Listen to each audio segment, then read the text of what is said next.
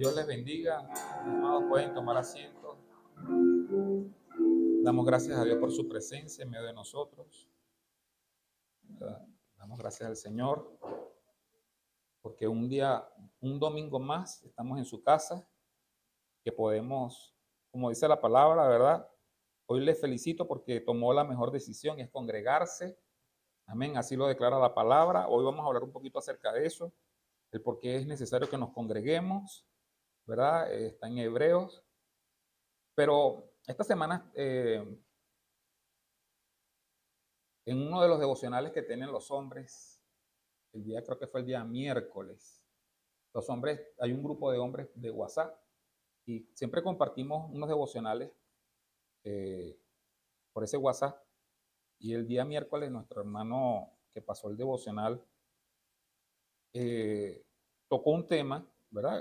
Son devocionales de cambios profundos, ¿verdad? Pero el día miércoles, creo que fue el miércoles, perdón, el día martes, fue el día martes, se tocó un tema y yo lo compartí en el grupo de oración, lo toqué, pero hoy quiero darle un poquito de profundidad a la iglesia, porque hablaba de la conciencia, el devocional hablaba de la conciencia. Nosotros hemos venido hablando desde algunas semanas un poquito acerca de la batalla espiritual que tenemos, ¿verdad? Acerca de que tenemos que resistir, acerca de todo lo que conlleva la vida cristiana, que no es otra cosa sino un llamado, ¿verdad? La vida cristiana es un llamado a proseguir o a ir en pos de Cristo. Cristo como nuestro ejemplo, somos sus discípulos, estamos aprendiendo de Cristo, estamos caminando por donde Él caminó, Él nos está mostrando el camino, Él es el camino y nosotros estamos en ese camino. Pero en este camino, ¿verdad? Fuera chévere si todo fuera victoria, ¿verdad? Decíamos, si quieres victoria, tienes que conocer la batalla. Estuvimos hablando como tres domingos seguidos, si quieres victoria, tienes que conocer la batalla. Y muchas veces nosotros vivimos en victoria, pero hay tiempos donde no necesariamente pareciese que tuviésemos la victoria. ¿Ok? Porque es chévere si nuestra vida siempre fuera en alto y siempre viviéramos en los montes, en las alturas, pero a veces no sucede esto. Hay tiempos en que nosotros nos sentimos más bien derrotados. ¿Ok? Hay tiempos donde quizás no somos tan fieles como desearíamos ser. ¿Ok? Tan fieles al Señor como deberíamos de ser. Hay tiempos donde a veces las distracciones, que es quizás lo más fuerte que estamos viviendo hoy día, uh, creo que esta generación le ha tocado una dura batalla contra la distracción, ¿verdad? Y la distracción justamente era lo que en la época de Noé había, ¿verdad? Porque dice la Biblia cuando hablaba, y dice que estamos viviendo quizás los tiempos de Noé, porque en los postreros tiempos serán como los días de Noé. Y dice la Biblia que la gente comía, bebía, se casaba y se daba en casamiento. Y quizás no hay nada de malo en eso, ¿no? Pero en ningún momento de ese relato se menciona a Dios. O sea, la gente vivía su vida, la vida particular de cada quien, sin incluir a Dios en su vida. Y creo que eso es una de las cosas que más está afectando a esta generación. ¿Okay? Que la gente pueda vivir su vida y siempre una vida que no incluye a Dios como el centro, no va a tener un buen destino. Nunca va a ocurrir eso. ¿Okay? Nunca, porque Dios es el que va a colocar el centro. El mismo Jesús, hablando de su enseñanza, creo que fue una de las últimas enseñanzas que también estuvimos hablando, hablaba acerca de aquellas construcciones que estamos haciendo que tienen que estar bien fundamentadas. ¿Okay? Y cuando fundamentamos sobre cualquier otra cosa, por muy noble que sea esa cosa, por muy pensando que pueda ser muy estable, ¿verdad? Si no es Dios, se va a derrumbar. ¿Okay? Porque cuántas veces nosotros hemos puesto nuestra fe, o sea, nuestra confianza, en muchas cosas que no son sólidas, pero que en algún momento nos convencieron como que sí era sólido. Nos dio la ilusión de como que sí iba a ser sólido. Pero solo es transcurrir del tiempo para darnos cuenta que no es así. Lo único sólido es Cristo. Lo único sólido es la palabra de Dios. Y es por eso que es allí donde tenemos que poner nuestro fundamento. Pero muchas veces nosotros en este camino ya, ¿verdad? En este camino donde estamos empezando a construir, muchas veces nos podemos distraer, nos distraemos y en esas distracciones el enemigo toma ventaja Y en esa ventaja que toma el enemigo muchas veces nos afecta emocionalmente, sobre todo los que estamos en este camino, ¿verdad? Podemos sentir este tipo, digamos, de emociones que cuando no somos lo suficientemente fieles, y aquí entonces entra en nuestra mente, entran en nuestra mente ciertas dudas, porque justamente decíamos que el campo de batalla es la mente, y el diablo va a aprovechar para lanzar dardos a nuestra mente para colocar ese tipo de dudas, ese tipo de dudas. Es por eso que hoy, ¿verdad? Eh, quiero traer este tema y ya lo voy a compartir con cada uno de nosotros.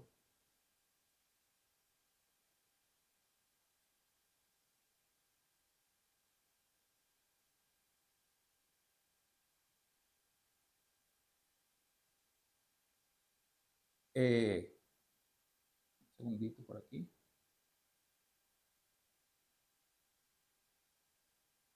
Es la seguridad de la salvación.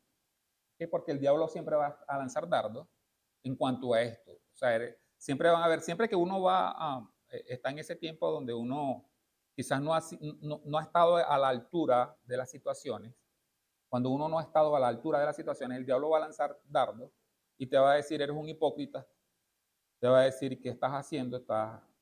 Tú no eres un hijo de Dios, eh, tú sigues siendo la misma persona, y todo este cúmulo de pensamientos que yo sé que a lo mejor han venido a tu mente, ¿verdad? Y que el diablo se ha aprovechado de estas cosas, ¿verdad? Para lanzarle a tus pensamientos o a nuestros pensamientos. Y aunque no va a estar en la línea de la batalla espiritual, lo que quiero hablar hoy, ¿verdad? Pero sí hay un texto bíblico que dice, pónganse la salvación como casco, como lo dice la NTV, en Efesios capítulo 6, 17. La Reina Valera dice, y colóquense el yelmo de la salvación, que es no otra cosa sino el casco. ¿Okay? Y el casco justamente está cubriendo algo que son los pensamientos, cubre la cabeza, que es los pensamientos, y la mente. Eh, Les decía que en esta semana el devocional de, de Cambios Profundos se estaba tocando un tema y era el tema de la conciencia. Porque la conciencia es aquello que Dios ha colocado en nuestra vida, en nuestro ser, para alertarnos. Es como esa luz de alerta que cada uno de nosotros tiene, que cuando uno hace algo malo, pues se enciende, ¿verdad? Y va a colocar lo que la palabra de Dios nos estaba hablando en el tema de los corintios, ¿verdad? Lo que hablamos nosotros, esa amonestación que lanzó Pablo a los corintios en su primera carta produjo tristeza, ¿ok? Pero esa conciencia, cuando uno hace algo malo, yo no sé a cuántos le han pasado, si me pasa a mí nada más, que uno está consciente cuando uno hace algo malo. Pero cuando uno hace algo malo, automáticamente hay algo que se enciende en nosotros y causa tristeza. Causa tristeza, ¿verdad? Y si no logramos nosotros, esa tristeza se apaga solamente cuando nos acercamos a Dios. Dios tiene la capacidad de apagar esa tristeza. Pero a veces esos botones como que quedan prendidos, ¿verdad? Y queda, aún acercándonos a Dios, queda ese sentido de culpa. ¿Okay? Aún acercándonos a Dios, tu mente puede jugar algo, y esto aquí es donde yo quiero que entendamos que tenemos que colocarnos el casco de la salvación, porque tenemos que entender que cada vez que nos acercamos a Dios, y ese es el punto, acercarse a Dios, todo radica en estar cerca de Dios. Aunque tu conciencia te pueda estar gritando, eres un hipócrita, si tú estás cerca de Dios, tú tienes que entender que lo que ha hecho Dios por nosotros tiene que apagar ese botón. Repito, lo que Dios ha hecho por nosotros tiene que apagar ese botón que te está diciendo no, porque ese botón que te dice eres un hipócrita porque estás aquí en la iglesia. Si tú le haces caso a ese botón, pues, porque a lo mejor quedó pegado, si tú le haces caso a ese botón, lo más probable es que tú te alejes de la iglesia. Porque eso es lo que quiere Satanás. Satanás quiere que no te congregues.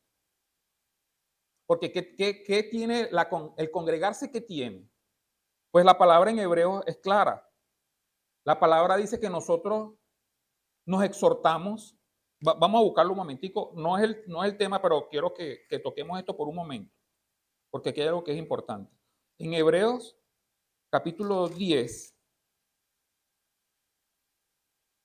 versículo 23, ¿me la ayuda Daniel? Hebreos 10, 23. Dice, mantengámonos firmes, sin titubear. Esa es la NTV, ¿verdad? La Biblia Reina Valera es sin fluctuar. Fluctuar es como que va y viene. No, mantente estable. La Biblia quiere el Señor quiere que te mantengas estable. ¿Estable en qué? En la profesión de nuestra fe o de nuestra esperanza. Usted al aceptar el llamado de Dios, el Señor le hizo un llamado y le dio una profesión. Y la profesión que le dio es justamente eso, la fe. Y dice Pablo que él peleó la buena batalla y terminó la carrera. Tú estás en una carrera que tienes que terminarla. Repito, tú estás en una carrera que tú tienes que terminarla. ¿Cómo? Mantener la profesión de la esperanza, porque fiel es el que prometió, sigue diciendo la palabra, el versículo siguiente. Y considerémonos unos a otros para estimularnos al amor y a las buenas obras. Usted cuando viene para acá, usted va a salir estimulado, porque hay que estimular a las personas, porque muchas veces esas cosas que nos arropan, tenemos que zafarnos de esas cosas. Hay que sacudirse muchas veces de esos pensamientos que vienen a agobiarnos. Y la forma que Dios usa para sacudirnos de esos pensamientos es que alguien venga y te anime y te estimule, para que te estimule al amor y a las buenas obras. Y sigue diciendo la palabra. Entonces aquí dice, por eso, no dejando de congregarnos, como algunos tienen por costumbre, sino exhortándonos, porque parte de esos estímulos es la exhortación. Y hoy hay una exhortación de parte de Dios para la iglesia. La exhortación es de permanecer, de continuar, de no abandonar. No abandones el llamado, no abandones la carrera, no fluctúes, no vayas y vengas, mantente estable, ¿verdad? Y tanto más cuanto veis que aquel día se acerca. Pon ese mismo texto en la NTV, por favor. Esta está más clara, ¿verdad? Sobre todo ahora que el día de su regreso se acerca. El día de su regreso está pronto. O sea, el Señor no quiere que titubeemos, el Señor no quiere que en esta carrera que tenemos, pero ¿cómo hacemos entonces cuando en esa carrera que cada uno de nosotros, yo entiendo y yo creo que cada uno de nosotros genuinamente quiere proseguir en pos de Jesús y que nos esforzamos por seguirle? Pero aquí entonces está vuelvo otra vez al devocional, porque el devocional decía, ¿verdad? Que se lo voy a leer. Y permítame leerle esto textualmente, porque esto no tiene ningún tipo de desperdicio. Dice, si observas el auge de la psicología en los últimos 50 años, notarás que cada vez más personas están dispuestas a gastar una buena cantidad de su dinero por sentirse bien consigo mismo. La gente quiere sentirse bien, quiere tener paz y tranquilidad y gasta mucho dinero en la psicología para eso. Porque hay mucha gente que está perturbada. Hay mucha gente que está hasta casi trastornada en su mente, en sus pensamientos. ¿Pero por qué? Porque no tienen paz. Porque no hay paz en sus pensamientos. No logran tener tranquilidad y paz. ¿Pero por qué vienen esas perturbaciones al pensamiento? Dice, una de las verdades más olvidadas en nuestra generación, pero que son más necesarias, es que para poder disfrutar de la vida, necesito tener una conciencia limpia. Para poder disfrutar de la vida, necesito. ¿Cuántos de los de aquí en alguna oportunidad se han endeudado y no han podido pagar la deuda? y se acuestan. Usted puede dormir tranquilo, porque hay algo pendiente. Y eso te roba el sueño. Y qué feo es estar intranquilo.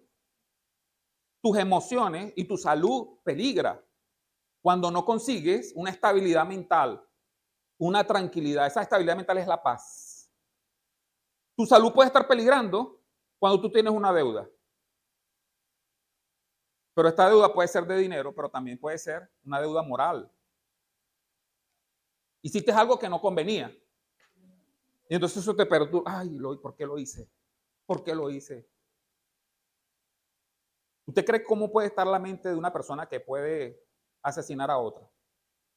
¿Cómo puede estar esa mente? Por un momento, imaginemos nada más. ¿Cómo puede estar? Perturbada.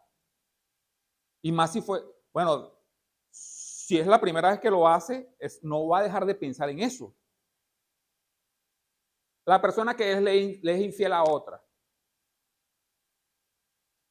no va a poder vivir bien. Cuando va caminando, está pensando que todo el mundo lo está viendo. Dice la Biblia, huye el impío sin que nadie lo persiga. ¿Pero por qué? ¿Por qué huye el impío sin que nadie lo persiga? Porque hay alguien que lo está acusando. Siempre está viendo que lo están persiguiendo, que lo están acusando, que lo están señalando. Y a veces no es nadie. ¿Pero quién es? Es la conciencia. Y no se puede vivir sin una conciencia limpia. Y yo estoy de acuerdo con el autor de este devocional. Es verdad, nadie puede vivir sin una conciencia limpia. Y el autor dice que hay tres formas de cómo puedes tú sobreponerte a esa conciencia. Y número uno, lo que él decía, era haciendo buenas obras.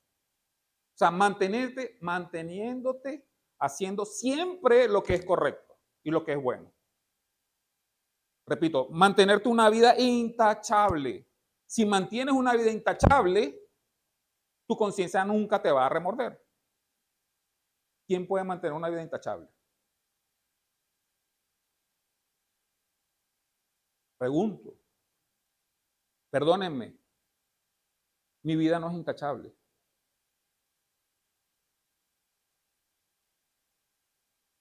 Mi vida no es intachable. Mi vida no ha sido siempre perfecta. Está muy lejos de la perfección. Yo cometo errores. Y además la Biblia dice que si alguno dice que no ha pecado, es mentiroso. Así que no le voy a mandar a levantar la mano para preguntarle si alguno no ha pecado. Porque todos hemos pecado. Todos cometemos errores. Entonces, el pretender que la conciencia no acuse a causa de lo bueno que soy yo es un camino frustrante. Y lamentablemente ese es el que muchos religiosos usan. Y cuando hablo de religiosos estoy hablando de aquellos que toman la religión de una forma tan legalista,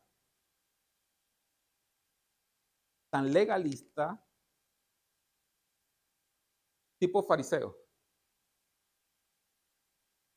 El fariseo no hacía nada malo, pero todo estaba malo. No hacía nada malo, el fariseo no hacía nada malo, realmente no hacían nada malo, pero todo estaba malo.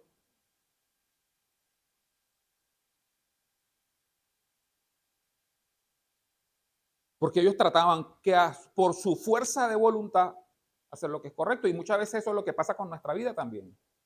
Aplicamos la fuerza de voluntad aquí. Y el apóstol Pablo habla acerca de la fuerza de voluntad en un texto bíblico que ahorita se me escapa de dónde queda, pero está en la Biblia, si quiere búsquelo después con una concordancia. Y habla que dice que la fuerza de voluntad tiene provecho en ciertas cosas, pero que es inefectiva para estas cuestiones de la vida eterna. Entonces este es el primer camino que el que está escribiendo el devocional dice, ¿no? El primer camino es que la gente se porte bien y se mantenga portándose bien.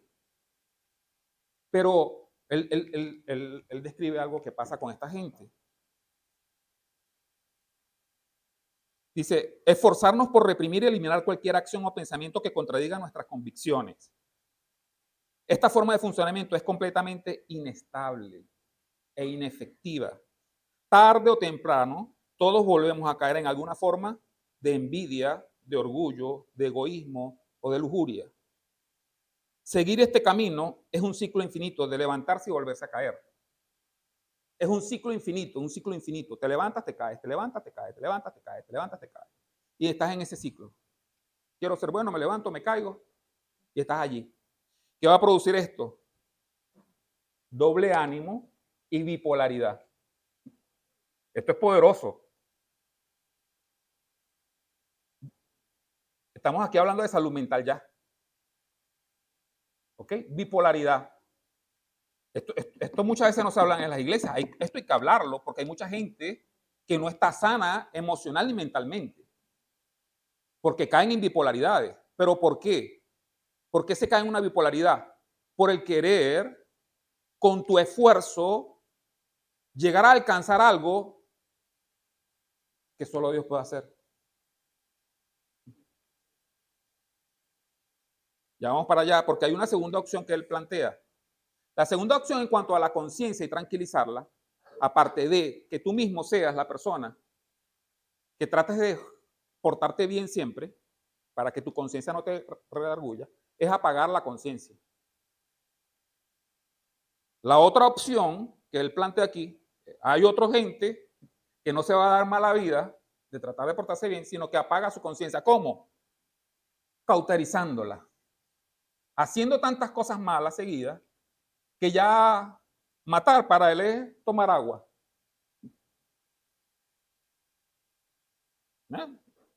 ¿Eh? Esto me recuerda yo no lo vi completo, pero vi uno que otro capítulo de la serie de Pablo Escobar.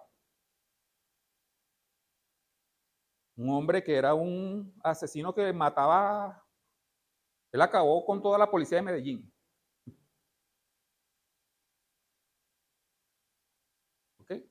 Y para él no le redarguía el matar. Él no se sentía mal por matar. ¿Okay? Y yo estuve escuchando en un podcast al hijo. ¿Okay? Y el hombre decía que no, que su papá era un psicópata. Lo decía el hijo. Y el hombre mataba a diestra y siniestra y su mente ya no le hacía poquito. O sea, quizás la alarma se le prendió la primera vez que lo hizo, pero ya después, más nunca. Eso se llama cauterizar la conciencia. Eso se llama hacer lo que ya eso no provoca en ti ningún tipo de alerta ni de alarma. Está apagada. Se hizo un callo. Insensibilidad. Se hizo un callo. Entonces, ¿cuál es la alternativa para poder estar tranquilos? Para que nuestra conciencia poder vivir tranquilos. Él presenta una tercera alternativa. La tercera alternativa para vivir con una conciencia limpia es la que ofrece Hebreos capítulo 9, versículos 13 y 14. Vamos a colocarla acá, por favor. Hebreos capítulo 9, versículos 13 y 14. Bajo el sistema antiguo, la sangre, está la NTV, déjamela allí. Bajo el sistema antiguo, la sangre de cabras y toros y las cenizas de una novilla podían limpiar el cuerpo de las personas que estaban ceremonialmente impuras. Si tenían algún tipo de pecado, la sangre de los sacrificios los limpiaba. Versículo 14. Imagínense cuánto más la sangre de Cristo nos purificará la conciencia de acciones pecaminosas para que adoremos al Dios viviente. Que nuestra conciencia esté limpia. Pero esto no se logra a fuerza de mérito propio. Esto no se logra por el esfuerzo que tú hagas, porque el esfuerzo ya lo ha hecho alguien. El esfuerzo lo hizo Cristo. Ahora, la labor nuestra es acercarnos a Dios a través de Cristo, acercarnos al Padre. Repito, la labor nuestra es acercarnos al Padre a través de Cristo para que ahora nuestras obras no sean obras como las que estaba hablando ahí Hebreo. Vamos a tocar este punto bien, bien específico, porque hablando de lo que es la seguridad de la salvación y el casco de la salvación, yo quiero hablar justamente es de eso, porque tenemos que tener un entendimiento correcto de la salvación para que podamos nosotros vivir una vida en Cristo tranquila. Y me voy a basar para esto en Lucas capítulo 15. Lucas capítulo 15, ¿verdad? Es una parábola distribuida en tres historias, pero es una misma parábola. ¿Ok? Nosotros la conocemos muchas veces como tres parábolas diferentes. La parábola de la oveja perdida, la de la moneda perdida y la del hijo pródigo. ¿Ok? Esas tres parábolas están en Lucas 15. Sin embargo, cuando Jesús habla de esta parábola, él la está hablando a un público muy específico, porque estaban los fariseos murmurando. Los fariseos, recordemos que los fariseos son los que quieren ganar el cielo por mérito propio.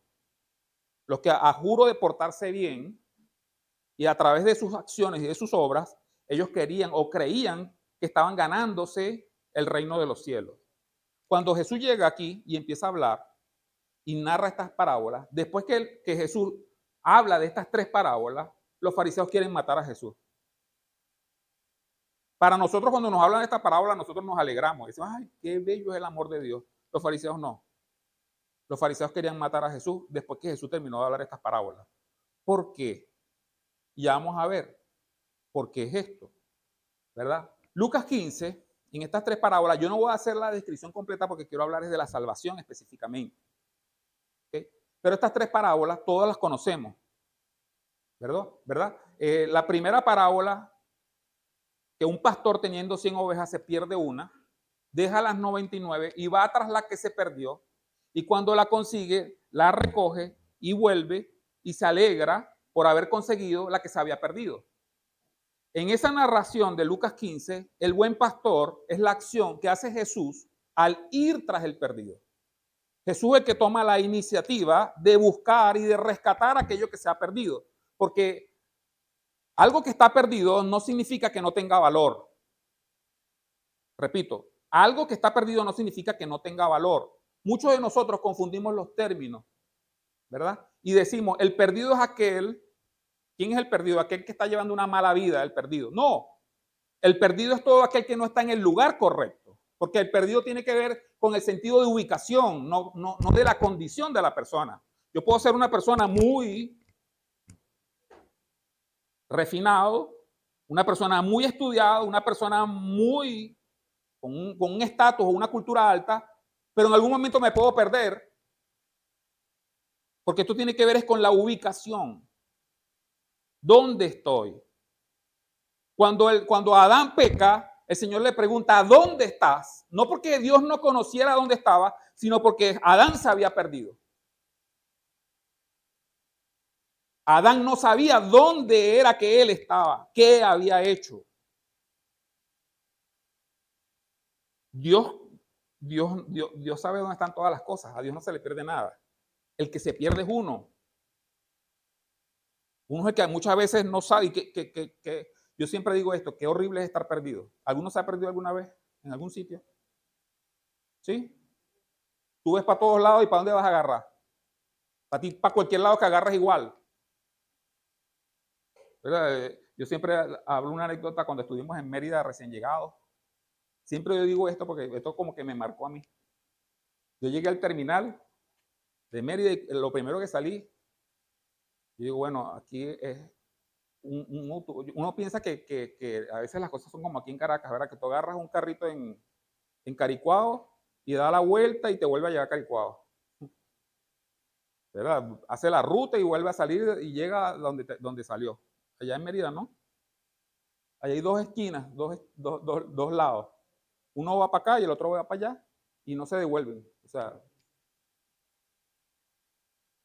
y cuando yo salí del terminal agarré un carrito y me dejó bien lejos. Yo no conocía nada. Y cuando yo me bajo, yo digo, ¿para dónde agarro? ¿Qué es esto? ¿Para dónde voy? Y la sensación de estar perdido no es agradable. Pero Lucas 15 está hablando de que hay tres cosas que se pierden. Y en la primera acción, el buen pastor, ¿quién es el buen pastor? Que su vida da por las ovejas. Jesús se define como el buen pastor. Él se define. Y la acción en la salvación de ir a buscar lo perdido recae sobre Jesús. En Lucas 15. Y ya vamos a ver esto porque me voy a quedar en la tercera parábola. Pero siempre quiero hablar de todas porque en todas hay una acción de una persona de la Trinidad. En la de la moneda perdida, la acción recae sobre el Espíritu Santo. Porque dice que una mujer que teniendo 10 monedas se le pierde una mujer que tiene 10 monedas se le pierde una, se le cayó. Dice, enciende una luz. ¿Qué es encender una luz? Revelación. La revelación, ¿verdad? Porque el que luego nosotros podemos, y en cada uno de nosotros, el que enciende la luz en tu vida, el que logras ver cómo en realidad son las cosas, es el Espíritu Santo. Y vamos a ver esa acción también aquí, en la tercera parábola. Porque resulta ser que el diablo tiene las mentes entenebrecidas, oscurecidas, en tinieblas. El mundo está en tinieblas. ¿Por qué el mundo está en tinieblas? Porque el mundo no tiene el Espíritu Santo. La iglesia está en la luz. ¿Por qué? Porque en la iglesia está el Espíritu Santo. La Biblia dice que el enemigo tiene los ojos del entendimiento vendados a aquel que está perdido, para que la luz del evangelio no les resplandezca. Entonces hay una venda puesta sobre aquellas personas que están en tinieblas y no permiten que la luz del evangelio les resplandezca para que ellos salgan de ese estado de tiniebla. Pero cuando se enciende la luz, se ve entonces tal cual como son las cosas y tú te vas a dar cuenta, porque es el Espíritu Santo el que va a lograr que tú puedas revelar, que tú puedas ver cómo son las cosas en realidad, para poder salir del estado en que te encuentras. Entonces la parábola de la moneda perdida, la acción recae sobre la persona del Espíritu Santo. Y la mujer barre hasta que la encuentra. ¿Verdad? Es la obra o la acción del Espíritu Santo en la vida de cada uno. Pero aquí es donde me quiero estacionar un poquito, en la parábola del hijo pródigo. Muchos piensan que esta parábola no debería llamarse la parábola del hijo pródigo. Algunos piensan que debería llamarse la parábola del padre amoroso, porque realmente el protagonista es el papá. Y hay un hijo que es pródigo, pero el otro hijo también está perdido. Los dos están perdidos. Uno dentro de casa y otro fuera de casa. Pero en esta parábola sí quiero tomar algunos detalles. Los otros también tienen muchos detalles como ricos para extraer, pero para lo que estamos hablando el día de hoy, quiero pararme en esta parábola del hijo pródigo. Y yo creo que todos hemos escuchado esta parábola del hijo pródigo, ¿verdad? Un padre tenía 2 hijos. El menor de ellos le dijo, padre, ¿verdad? Necesito que me des parte de lo que me corresponde de la herencia. ¿Ok? Eso era un insulto para el padre porque aquel que está pidiendo herencia sin que el papá se muera, le está diciendo, no me interesas. Tu vida no me interesa. Yo lo que quiero es disfrutar mi vida. Aquí lo que me importa soy yo, no me importas tú. ¿Verdad? Y en esa condición de conciencia del hijo menor, que no tiene el entendimiento del hijo menor está cegado, porque al pensar de esa forma está cegado de entendimiento, ¿verdad? No está viendo lo que tiene estando con el Padre, porque estando con el Padre no falta nada. Y te estoy hablando con Dios como Padre. Cuando tú estás con Dios, y por eso es que tú tienes que estar cerca de Dios, porque estando con Dios nunca te va a faltar nada. Pero cuando tú piensas que estando con Dios, Él te va a prohibir hacer cosas, si ese es tu pensamiento, si tú estás pensando a un Dios como una persona ogra, como un ogro, que no quiere que tú disfrutes, sino que quiere frustrarte la vida, si tú tienes ese pensamiento, tú vas a querer alejarte de Dios. Si tú piensas que Dios no quiere que tú seas una persona que disfrute, tú vas a querer alejarte de Dios. Y ese era el pensamiento que tenía el hijo menor acerca del papá. Y ese es el pensamiento que muchos, aún estando en casa, tienen acerca de Dios. No se han ido porque todavía no tienen forma de cómo irse, pero en cualquier momento que tengan la forma de cómo irse, ya no están con papá. ¿Por qué? Porque les atrae otras cosas mucho más. El hijo menor estaba siendo atraído y dice que recibió parte de la herencia y se fue a un lugar muy lejano, a un país muy lejano, porque la Biblia describe en esa parábola que él se fue a un lugar, a un país bien lejano. Y no sé si me puede ir siguiendo con la lectura de la Biblia en Lucas 15, ya vamos después del 11, vamos como por el 15, por ahí. Él se va a un país muy lejano, pero por allá, ¿verdad? Llegó el hambre. Y el hijo pródigo, esa es la NTV, ponme la Reina Valera y ponla el 14 o el 13 por allí. A una provincia, aquí dice a una provincia apartada, ¿verdad? Y allí desperdició sus bienes viviendo, y miren el término que usa, viviendo perdidamente. ¿Okay? Desperdició sus bienes. Es pródigo, la palabra pródigo significa derrochador, malgastador, derrochador. Sí. Hay un libro que se llama, de Tim Keller, se llama El Dios pródigo. No el hijo pródigo, sino el Dios pródigo. Porque no escatima en dar amor. Porque es algo así como que un derrochador de amor, pero tan abundantemente que uno no lo entiende. Yo decía el martes que quizás allí se tomó el título Alex Campos para escribir Derroche de Amor.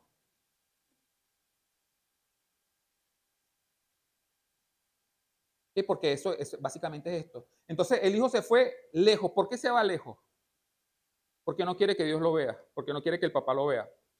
Siempre que tú vas a querer hacer algo malo, tú te vas a ir a donde nadie te vea. Eso tenlo por seguro, escríbelo. Siempre que tú vas a querer hacer algo, si tú tienes la debilidad de llevarte las cosas que no son tuyas, ¿verdad? Supongamos que tú eres un objeto de valor y está acá, y está mal parado, y tú tienes esa debilidad de llevarte las cosas que no son tuyas, tú no lo vas a hacer a la vista de todos. Tú vas a esperar un descuido, que nadie te vea. ¿Por qué no se puede pecar que la gente lo vea? ¿Por qué? Hay algo en nosotros, en todo, esto es en todo el mundo, esto no pasa contigo nada más, esto pasa a todo el ser humano. Tiene que esconderse para pecar. No puedes, a mí me gusta a un pastor, ya él murió, Dallas Willard.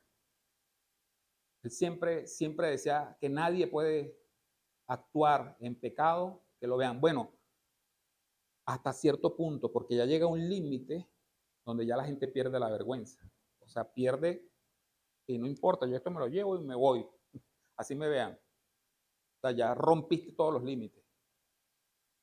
Y estamos llegando porque, ¿sabe qué está pasando con esta generación también? Se está perdiendo algo que se llama moral. ¿Okay? La moral se está perdiendo y eso es grave. En una generación es grave. No sabemos las consecuencias que puede tener esto. Todavía no las hemos visto. Pero se está gestando todos los medios para que se pierda esto. El pudor ya se ha perdido. ¿Okay? Ya la gente en la calle no le importa actuar. Ellos dicen, yo estoy actuando. Eso era algo que internamente las personas tenían muy arraigado. Pero ya no. Exhíbete. Muéstrate. Sal del closet. Son términos que para esta generación ya lo han normalizado. Para esta generación lo han normalizado. Eso no es normal. Ah, pero pastor, usted está enchapado a la antigua. Quizás sí. Pero tenemos que ver a dónde va a terminar esta generación que está actuando como está actuando ahorita. Entonces, se fue a un país muy lejano porque él quería hacer lo que él quisiera, ¿verdad?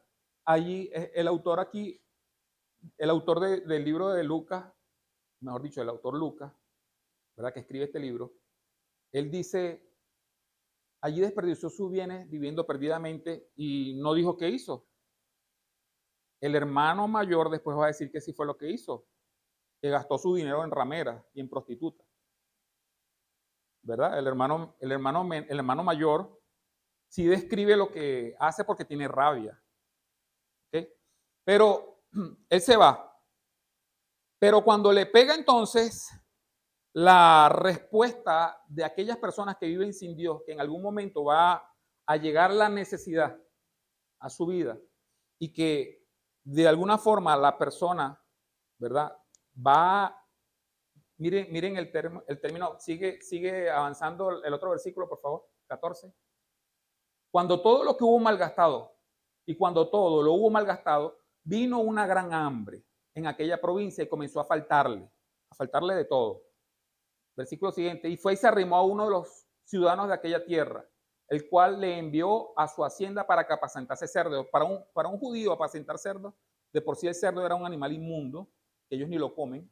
Ahora imagínense tener que criarlo, ¿verdad? Y entonces dice, siguiente versículo 16, y deseaba llenar su vientre de las algarrobas que comían los cerdos, pero nadie le daba nada. Con la comida de los cerdos quería llenarse el vientre, del hambre que tenía.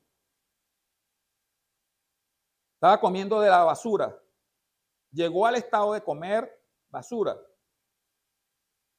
Nadie le daba. Ni siquiera eso le daban. Siguiente versículo, el versículo 17. Y volviendo en sí. Me gusta este término. Volver en sí. Porque volver en sí es tener otra vez conciencia. ¿Cuándo se le fue la conciencia?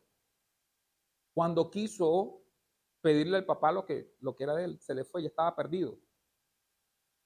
Ya estaba perdido en sus pensamientos. Luego, sus acciones demostraron sus pensamientos.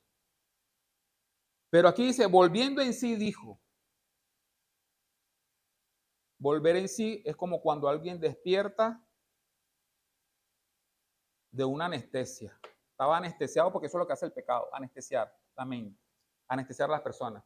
Dijo, ¿cuántos jornaleros en casa de mi padre tienen abundancia de pan y yo aquí perezco de hambre? Entonces dice, versículo siguiente, me levantaré e iré a mi padre y le diré, Padre, he pecado contra el cielo y contra ti. Empieza a planificar qué es lo que va a hacer. Me voy a levantar y voy para donde mi padre. Le voy a decir, ya no soy digno de ser llamado tu hijo. Hazme como a uno de tus jornaleros. Este es mi plan.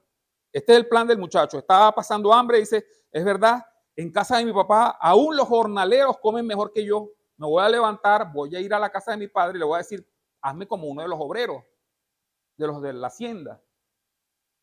Entonces el hombre empezó a hacer lo que dijo que iba a hacer, lo que se propuso hacer lo hizo. En el versículo 20 entonces dice, va a la acción. Levantándose, vino a su padre. Eso es lo que es necesario ir. Tienes que acercarte al Padre. Acercarse al Padre es lo que Él quiere. El Padre lo que quiere es que te acerques. Y le dijo, y cuando aún estaba lejos lo vio su Padre. Y fue movido a misericordia. Y corrió y se echó sobre su cuello y le besó. Esto que hizo el Padre es una exageración. Porque en la cultura judía el Padre nunca corría. Era falta de glamour que el padre corra. Culturalmente. Los padres no corren, los hijos se acercan y le besan la mano. Pero que el padre demuestre amor no se veía. Pero este padre sí, y corre y se echa sobre el cuello y le besa. Y sigue diciendo, el siguiente texto. Y el hijo le dijo, Padre, lo que tenía planificado lo está poniendo en práctica. Llegó y le dijo, he pecado contra el cielo y contra ti y ya no soy digno de ser llamado tu hijo. ¿Qué es lo que falta ahora que venga? ¿Cuál era la planificación del hijo? Hazme como a uno de tus jornaleros. Pero miren lo que dice el siguiente versículo. Pero el padre dijo a sus siervos, no le dejó decir hazme como a uno de tus jornaleros, sino que el padre interviene en el discurso del muchacho y le dice entonces a los siervos, saquen el mejor vestido y vestirle y pongan un anillo en su mano y calzado en sus pies. Aquí hay algo, que hay una interrupción del padre en una planificación que tiene este muchacho que se había descarriado y que está volviendo, y que él estaba diciendo, yo quiero en mis pensamientos compensar lo que yo he hecho de mal. Yo quiero compensar el mal que yo he hecho trabajando duro como un obrero para pagarte lo que tú me diste y yo comer como comen los demás obreros. Yo quiero compensar, yo quiero ganarme el lugar en donde voy a estar. Yo quiero ganarlo como un obrero más. Sin embargo, antes que dijera él eso, el padre lo interrumpe y le dice, ya va, espérate. Busquen el mejor vestido, busquen un anillo y cálcenle los pies. Ahora, ¿qué implica todo esto? Que le digan todo esto, porque esto tiene que ver con salvación. Porque el mejor vestido tiene que ver con la justificación.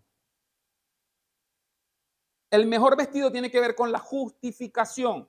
Pero nosotros somos justos no por lo que nosotros hagamos, es por lo que Jesús hizo. Y miren cómo dice la palabra. En Isaías capítulo 61, verso 10. Me deleito mucho en el Señor.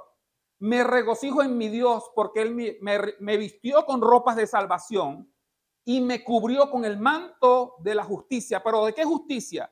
Si no hay justo ni siquiera uno. Si nosotros no nos podemos mantener justos ni siquiera un mes completo. Entonces, ¿cómo yo hago para tranquilizar mi conciencia de que yo no soy bueno? Yo tengo que arroparme con la justicia de Cristo, porque Él sí fue perfecto.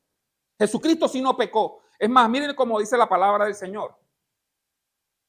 Hay un texto bíblico que me gusta mucho. Voy a ponerlo aquí, ya vamos a seguir con esto. Bueno, vamos a terminar esto. Apocalipsis 19:8 dice, y se le concedió vestirse de lino fino. Esto está hablando de la iglesia. Vestirse de lino fino, limpio y resplandeciente. Pero dice, el lino fino representa las acciones justas de los santos. ¿Cuáles son las acciones justas de los santos? Cuando tú revestido de Cristo, tú haces algo. Porque yo en mi propia naturaleza no hago nada bueno. Pero cuando me revisto de Cristo porque estoy cerca del Padre, entonces sí puedo hacer algo bueno. Porque no lo estoy haciendo yo. Lo está haciendo es Cristo a través de mí. Lo bueno que tú puedes hacer, no lo estás haciendo por tu voluntad, lo estás haciendo porque tú estás arropado de Cristo. Porque si tú no estuvieses arropado de Cristo, nada bueno sale. Pero como estás vestido, y Él fue el que te vistió, vestido, esa vestimenta en algún momento se vuelve como una coraza, impenetrable. ¿Amén? Entonces, esto es con respecto al vestido. Pero esta justificación que quiero hablarle, que tiene que ver con la salvación, porque en la salvación somos declarados justos, y el declarar justo es lo primero que Dios hace con nuestra vida. Pero ¿por qué tiene que ser lo primero? El declararnos justos significa que no somos culpables. Esto es tremendo, porque esto es un término legal. La justificación o la justicia es un término legal. No culpable. En un juicio, si tú no eres no culpable, no hay nada contra ti. Y en el camino que el Señor te llamó para que caminases, lo primero que Él hace es justificarte. Vamos a buscar un momento. Hebreos, este no es el texto que le iba a decir, pero Hebreos capítulo 10, versículo 14. Y me lo vas a poner la NTV, porque en la NTV es que uno puede ver. El Señor mediante una única ofrenda, la ofrenda fue Cristo, mediante una única ofrenda perfeccionó, justificó para siempre a los que está haciendo santos. Ya va, espérate. Perfeccionó a los que está haciendo santos, que todavía no son porque están en ese proceso. Sí. Hay una justificación previa al proceso de santificación. O sea que el proceso de santificación no me justifica. No sé si me están entendiendo lo que quiero decirles. La santificación no me justifica. El que en el Señor seamos buenos no me justifica. Lo que me justifica es Cristo. O sea, que tú no tienes que hacer nada bueno para justificarte ante Dios. Ya tú eres justo. Esto te va a liberar a ti de querer alcanzar una perfección que no está en nuestras manos. No está en nuestras manos. Ninguno es perfecto en el sentido de la santificación, sino de la justificación. Todos somos justificados en Cristo. O sea que todos, ya no hay que hacer más nada para que no haya condenación para tu vida. Porque en el momento en que Cristo y tú aceptas el sacrificio de Jesús en tu vida, ya no hay nada que te condene.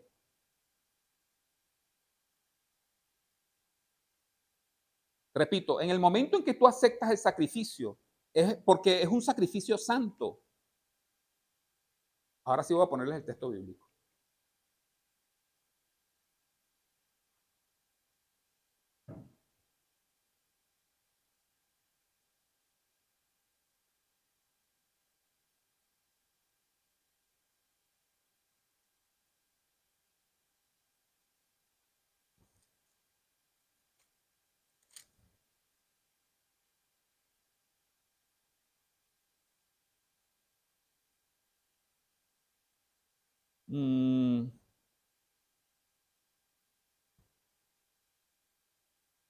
Se me fue porque creo que no lo metí aquí.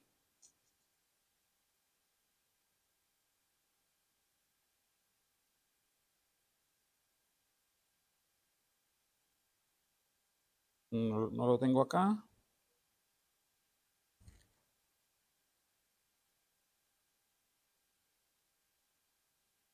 Ok.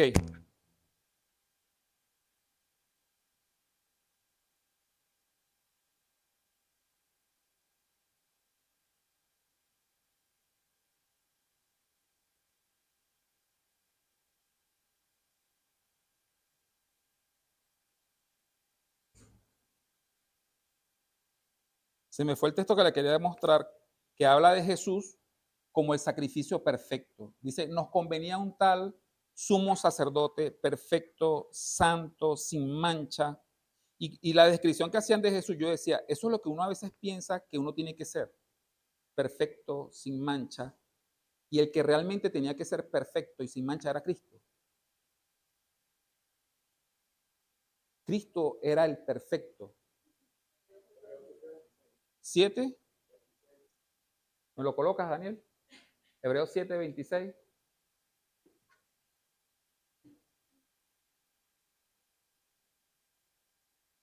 Versículo, ponla en la Reina Valera. Porque tal sumo sacerdote nos convenía. Aquí está. A veces nosotros queremos ser esto. O sea, a veces nosotros nos ponemos como meta ser santos, inocentes, sin mancha, apartados de los pecadores y hechos más sublimes que los cielos. A veces queremos ser así. Estoy hablando de los que tenemos o los que estamos en el camino del Señor. Tratando de portarnos así, queremos ser así. Pero el requisito recaía, era sobre Cristo. Y fue así. Pero porque dice, porque tal sumo sacerdote nos convenía, santo, inocente, sin mancha, apartado de los pecadores y hecho más sublime que los cielos. Versículo siguiente, el 27. Que no tiene necesidad cada día, como aquellos sumos sacerdotes, como los otros sumos sacerdotes, de ofrecer primero sacrificios por sus propios pecados y luego por los del pueblo. Porque esto lo hizo una vez para siempre, ofreciéndose a sí mismo. Cristo sí era el sacrificio perfecto y Cristo sí era el que tenía la necesidad de ser perfecto, porque él sabía que ninguno de nosotros podía hacerlo. Entonces nosotros tenemos que tener, nosotros, hablando aquí del casco de la salvación, tenemos que entender en qué consiste la salvación. Y en el primer punto decía que es en ese mejor vestido que el Señor provee para nosotros es la justificación a través de Cristo. Esto lo provee el Padre. Lo segundo que provee el Padre son tres cosas que va a proveer el Padre. Es que le coloca un anillo y el anillo era autoridad. Ay, pero es que yo no me siento con autoridad. No es que te sientas, es que si Cristo tú lo hiciste como tu sacrificio y te ha lavado con su sangre, tú tienes autoridad, aunque no la sientas. Tú tienes autoridad aunque no la sientas. Y el anillo representa la autoridad. Miren lo que pasó en el Génesis capítulo 41 con José. Así que el faraón, todos recuerdan la historia de José, ¿verdad? José interpreta el sueño del faraón de las vacas gordas, de las vacas flacas, ¿verdad? Y faraón necesita darle autoridad a José para que él sea el que sea el administrador de eso que va a venir. Así que el faraón le informó a José, mira, yo te pongo a cargo de todo el territorio de Egipto. De inmediato el faraón se quitó el anillo oficial y se lo colocó a José. Y le hizo que lo vistieran con ropas de lino fino y que le pusieran un collar de oro en su cuello. Y después lo invitó a subirse en el carro reservado para el segundo en autoridad y ordenó que gritaran, abran paso. Miren, esto es algo que es poderoso. Si esto lo hace un gobernante de la tierra, imagínense el rey de los cielos, que te coloque su anillo y que mande gente que te digan a ti, abran paso, ábranle paso, ábranle paso a esa gente que va ahí, porque esos tienen mi autoridad. El Señor Jesús dijo algo, toda potestad me es dada en los cielos y en la tierra, y aquí yo les doy autoridad a ustedes ahora. Eso es poderosísimo. Y ordenó que gritaran, abran paso. Fue así como el faraón puso a José al frente de todo el territorio de Egipto. El Señor nos ha colocado a nosotros al frente ahora de esta tierra. Y vayan por todas las naciones y prediquen y hablen del evangelio. Toda esta tierra. Y esa es la autoridad que tú tienes. Nada más y nada menos. Es poderoso lo que esa parábola nos está trayendo. ¿Verdad? Es vestido, es anillo y es calzado. Porque el calzado que le ponen al hijo, al muchacho que viene, es libertad, identidad y propósito. El calzado que le colocan es, vuelvo y repito, identidad, libertad y propósito. Miren lo que dice Ruth capítulo 4, versículo 7. Ruth, todos conocen la historia de Ruth también, ¿verdad? Ruth había quedado por allá viuda. Noemí había quedado viuda.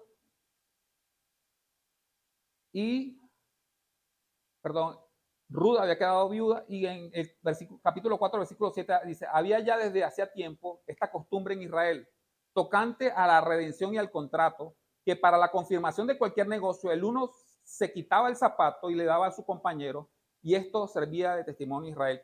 ¿Qué era lo que hacía la gente? Tú tienes la capacidad de redimir, era solo una costumbre, se quitaban el zapato y le daban el zapato a la persona. Tú tienes esa capacidad de redención ahora, tú puedes comprar, porque redimir o redención no es otra cosa sino comprar. Tú puedes comprar. ¿Qué era lo que se tenía que comprar? Cuando en Israel había una ley, esto es ley, en Israel, algún israelita era vendido como esclavo, los familiares tenían que comprarlo y dejarlo libre. Nadie en Israel podía ser esclavo. Si tú te endeudabas, y habían leyes en las naciones, que si me debías yo te agarraba y te tomaba como esclavo, mi deber era comprarte y dejarte libre. Porque en Israel nadie podía ser esclavo. Eso era ley. Y en señal de que tú tenías la capacidad de comprar y de liberar, era que te daban el zapato. Si yo no podía, yo te daba el zapato a ti y tú podías. Era una señal. Miren lo que dice Gálatas capítulo 4, verso 5. Jesús, hablando de Jesús, dice, para que redimiese a los que estaban bajo la ley, a fin de que recibiésemos la adopción de hijos. Entonces, no solamente cuando el joven va a donde su papá le dice, hazme como a un jornalero, el papá le está diciendo, no vas a ser jornalero, tú eres mi hijo, y yo te estoy a ti dando a la identidad otra vez de hijo, con todo lo que te estoy haciendo, vistiéndote, colocándome autoridad, y no solamente, sino que también te doy autoridad para que tú redimas. Esto es poderoso. Por cuanto sois hijos, Dios envió a vuestros corazones el espíritu de su Hijo. ¿Cuál es la autoridad que tenemos para redimir? Miren lo que dice Efesios capítulo 6, 15. Prepárense poniéndose el calzado de anunciar las buenas noticias de la paz. Esa es la autoridad que tú tienes. Te está dando la autoridad a ti para que en el nombre de Él, cuando tú prediques, las personas puedan ser redimidas por el Señor. Esto es todo lo que nos da la salvación. La salvación nos da a nosotros justificación. La salvación nos da a nosotros autoridad, pero también la salvación nos da a nosotros propósito. Porque el propósito tiene que ver con que nosotros no solamente somos los que vamos a disfrutar de la salvación, sino que Dios nos da a nosotros la capacidad de anunciar las buenas noticias para que otros que están perdidos también lleguen. Esto lo da solamente esa parábola que a veces nosotros leemos el hijo pródigo y listo.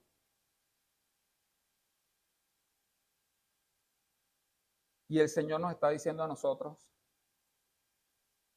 ¿qué está pasando? Cuando en la guerra yo me siento frustrado porque no estuve a la altura en un momento dado.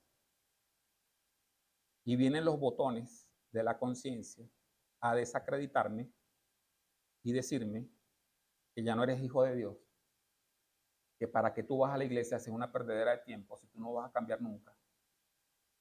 Cuando el enemigo traiga todos esos dardos a tu mente, colócate el casco de la salvación.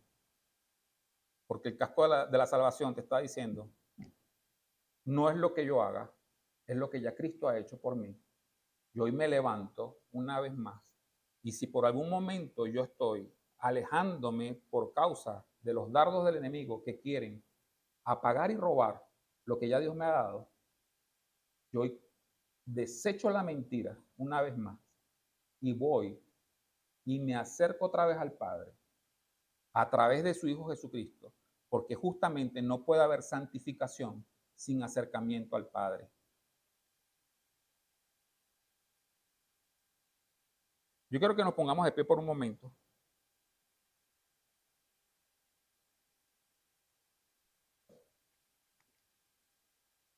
Yo creí en el Evangelio, creí en el Señor Jesucristo a la edad de 12 años.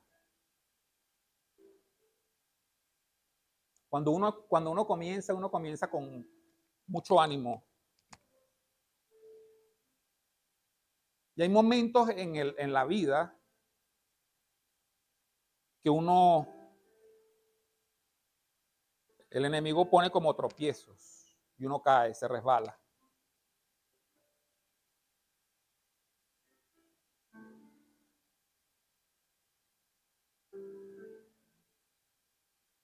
Yo hubiese querido escuchar un mensaje de estos, estando nuevo.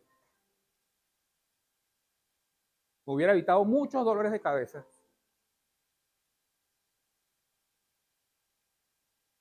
Porque pensamientos recurrentes de acusación vienen muchas veces a nuestra vida. De que tú no eres. Pero ¿quién puede decirle al Señor? ¿Quién puede acusar a los escogidos de Dios? Si Dios es el que justifica y Él fue el que pagó.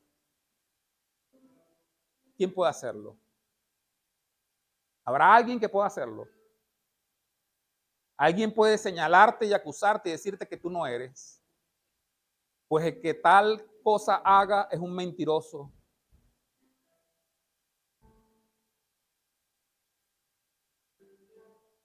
Y no quiero que esto sea una licencia para uno pecar. Pero ya basta de pensamientos que vengan a tu vida a descalificarte de que quién eres tú. Si el Señor te ha dado un anillo de autoridad, si el Señor te ha vestido con sus ropas, lo que tenemos que hacer es mantenernos y no apartarnos. ¿Por qué la palabra te dice que congrégate?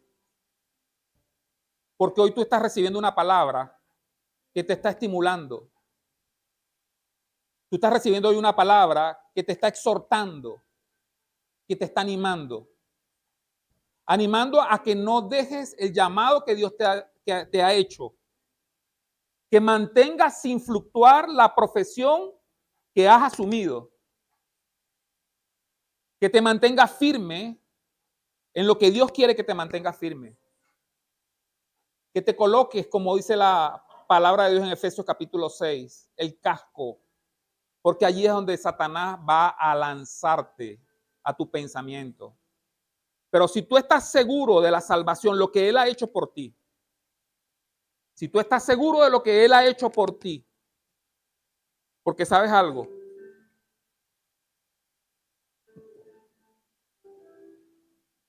nosotros todavía no entendemos la magnitud de lo que Dios ha hecho por nosotros, en su completo,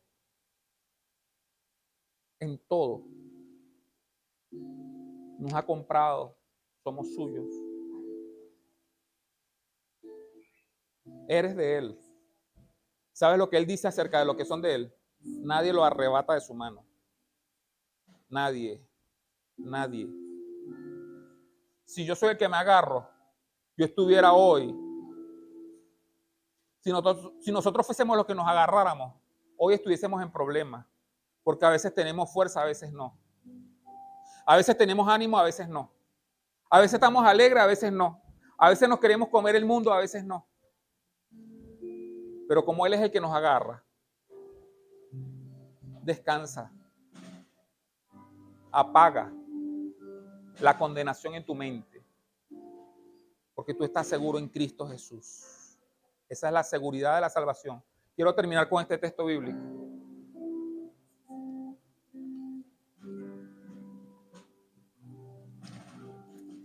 Se los voy a leer con el mismo subtítulo que tiene en la Biblia.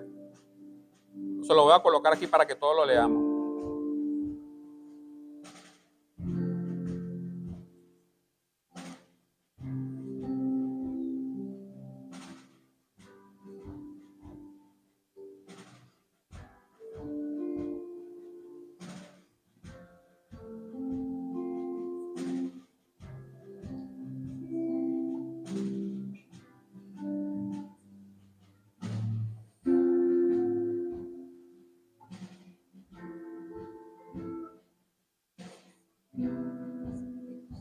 Y dice,